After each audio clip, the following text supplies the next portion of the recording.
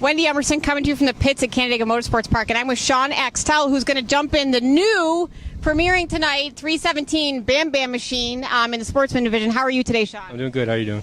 I'm well, thank you. So this is your second time jumping behind the wheel of a Sportsman Machine. Have you raced in the past? Anything else? Nope. First thing.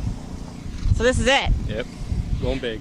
Going big. But you've done some crew work, right? You've helped them on the crew side. Yeah. And what have you done for them in that regard? Pretty much just setup, tires, pretty much anything that has to be done with the cars. And so when you jumped in the first time, what was it like for you? What was that rush like for you? Scary. Not knowing how the car was going to handle, not knowing how the track is. But it's fun. It's fun. As soon as you get in, you're hooked. And what's the rush? You get out there and there's, 24 other drivers around. What's that feel like? It's a little nerve-wracking at first, but like anything, once you get in the flow, you're good. So we'll see how tonight goes, I guess.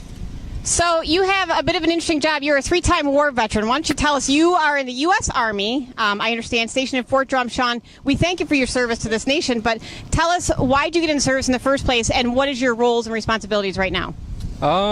Like most people around that time, I got in service, to serve my country. Right now I'm a military police officer in the Army, so I pretty much do whatever they ask. I love my job, so that's about it. And you're thinking about getting into racing or wanting to get into racing, a racing career when you retire. When is that going to be? I'm set to get out in 2015. Who knows if that's going to happen, but whenever I do decide to get out of the military, I plan on making racing my full-time job. And what would you say has been the most, how do I phrase this, but the most beautiful moment you've had in your years in the military? I guess just being, if you go overseas, just being able to help people, see that they like the help that you're giving them, and just a sense of pride, I guess.